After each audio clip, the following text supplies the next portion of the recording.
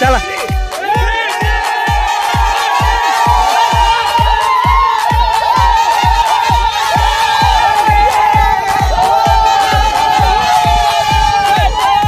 स्वतःच्या नावाचं नाही परंतु गावाच्या नावाचा गणवेश परिधान करून गावासाठी खेळू क्रिकेट स्पर्धेसाठी निघाल्यानंतर जिंकून या असं कोणी म्हणत नाही, तरी देखील गावाची ओळख म्हणून गावासाठी खेळू क्रिकेट.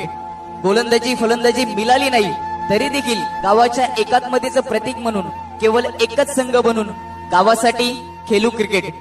आज खेळायला संधी मिळाली नाही म्हणून उद्या संघात जाणार नाही ही भावना मनातून दूर करून गावासाठी खेळू क्रिकेट.